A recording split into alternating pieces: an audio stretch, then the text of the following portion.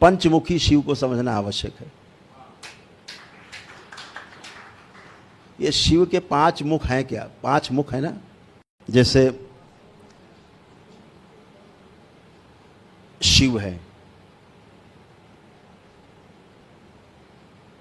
जब हम भौतिक जगत में आते हैं तो हम शिव के समीप होते हैं।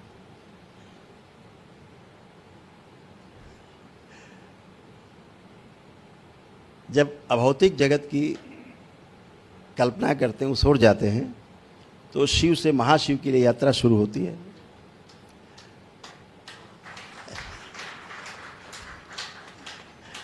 तो शिव को समझने के लिए पंचमुखी शिव को समझना आवश्यक है। ये शिव के 5 मुख हैं क्या? 5 मुख है ना। 5 मुख का मतलब है एक पूरब है, एक पश्चिम है, एक उत्तर है, एक दक्षिण है, एक ऊर्ध्व मुख है, इन चारों से हट के। तो ऐसा हम लोग विश्वास रखते हैं कि जब शिव ने इस भौतिक जगत में जीने के रास्ते बताए, व्यवस्था बताई, तो उसका नाम दिया गया तंत्र, शिव का तंत्र। और आपको ये जान के आश्चर्य होगा, वेदों से पहले से है ये तंत्र। वेदों की रचना आदिकाल में मानी गई है, शुरुआत में, उनसे भी पहले तंत्र है। जब से पुरुष है, जब से प्रकृति है, तब से तंत्र है, तब से व्यवस्था है। हर चीज व्यवस्था से गुजरी है, व्यवस्था में है, व्यवस्था में ही रहेगी। आपके बिगाड़ने से बिगड़ेगी नहीं, आपके बनाने से बनेगी नहीं। आप चाहें कि आप सेब के पौधे लाके यहाँ रोपें, सेब पैदा होगा?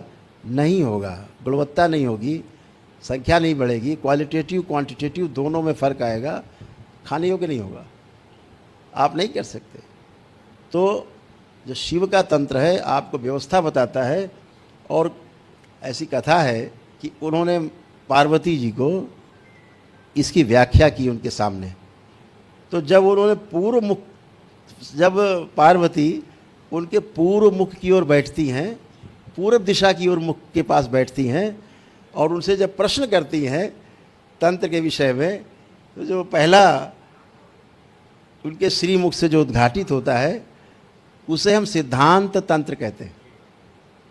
सैद्धांतिक रूप से हमारी कुंडलिनी क्या है, हमारे परमाणु अंश क्या हैं, परमाणु क्या हैं, परमाणु के आधार पे रचे गए अणु क्या हैं, अणु के आधार पर पिंड क्या है, पिंड के आधार पर जीव जगत कैसा है, ये सारी रचना, चक्र क्या है, ध्यान साधना क्या है, ये सिद्ध, हाँ, जो सिद्ध तंत्र, सिद्धांत तंत्र बोला जाए, वो पहला तंत्र उदय होता है।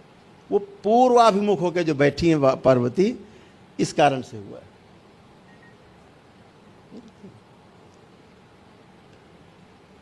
फिर बोले कि पश्चिम मुख की ओर बैठी पार्वती, तो कौन सा तंत्र व्याख्यायित किया शिव ने? तो अगध तंत्र है, उसे अगध तंत्र कहा गया। आयुर्वेद में अगध तंत्र की बहुत प्यारी व्याख्या है, यानी विषों की व्याख्या है, विष की। जहाँ विष के बारे में बताया गया है, जो प्राण हरने वाले विष हैं, सभी के प्राण हर लेते हैं, उन विषों के बारे में सारी जानकारी शिव ने दी पार्वती को, पूरी व्यवस्था के लिए, पूरी ब्रह्मांड के लिए। तो विष को रसायन में कैसे बदला जाए, विष को ऐसे कैसे प्रयोग किया जाए कि वह विष हमारी आयु को बढ़ा दे, हमें आरोग्य प्रदान करे, मरते हुए को जिंदा कर दे। जो विष मार रहा है वही विष मरते को कैसे बचा ले। सर्प के दंश से कोई व्यक्ति मर रहा है, उसी सर्प के विष से तैयार औषधि से विधि पूर्वक और उसके प्राण बचाए जाते हैं। ऐसी व्यवस्था, विषों से कैसे बचा जाए, विषों को कैसे लाभकारी बनाया जाए, प्राणदायी बनाया जाए, प्राण ऊर्जा बढ़ाई जाए विषों से, इसको तंत्र नाम दिया, जो वो अगध तंत्र का नाम दिया। फिर जब पार्वती उत्तर की ओर मुख करके बैठती है, अभी पूछती है, ये लंबी व्याख्या है, थोड़ी आराम से करेंगे।